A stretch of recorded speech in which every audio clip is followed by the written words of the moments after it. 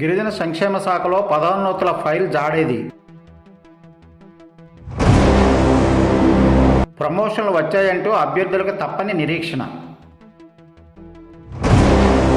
ప్రభుత్వ కార్యాలయాల చుట్టూ చక్కెర్లు కొడుతున్న ఉపాధ్యాయ సంఘాలు.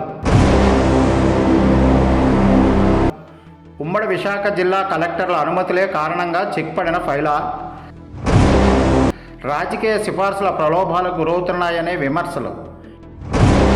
ఇప్పటికే బదిలీలు, ప్రమోషన్లపై ప్రభుత్వం కీలక ఆదేశాలు. ఎట్టకేలకు ఫ్రీజింగ్ నిబంధనలు ఉల్లంఘించి పాత డేట్స్తో అనుమతుల. గిరిజన సంక్షేమ శాఖలో పదోన్నతులు లభించినా పోస్టింగ్ దక్కడం లేదనే విమర్శలు వినవస్తున్నాయి.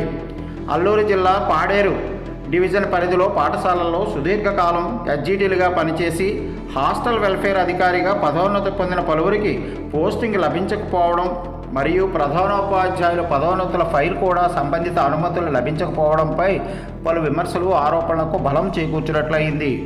నిర్ణీత సమయంలో సంబంధిత ఫైల్స్పై ఉమ్మడి విశాఖ జిల్లా కలెక్టర్లు సంతకాలు జరగకపోవడమే ప్రధాన కారణంగా ఉపాధ్యాయ వర్గాల్లో చర్చనీయాంశమైంది. గతేడాది డిసెంబర్ 15 నుంచి రాష్ట్రపతి ఉత్తర్వుల ప్రకారం అమల్లోకి వచ్చిన రాష్ట్రంలో కొత్త స్థానిక కేడర్ల పునర్వ్యవస్థీకరణ ప్రక్రియను వేగవంతం చేస్తున్నారు. ఏపీలో ప్రభుత్వ ఉద్యోగులకు బదిలీలు, పదోన్నతులు తాత్కాలికంగా నిలిపివేయాలని నిర్ణయించారు. ప్రస్తుతం ఈ ఫ్రీజింగ్ నిబంధనలు అమల్లోకి వస్తాయని సాధారణ పరిపాలన శాఖ మెమో జారీ చేసింది. ఈ ఫ్రీజింగ్ ఆంక్షలు ఉన్న తరుణంలో గిరిజన సంక్షేమ శాఖలో పదోన్నతులు సాధ్యమేనా అన్న సందిగ్ధం ఉపాధ్యాయ వర్గాల్లో చోటు చేసుకున్నాయి. దీనిపై సమగ్ర సమాచారంతో మీ ముందుకు.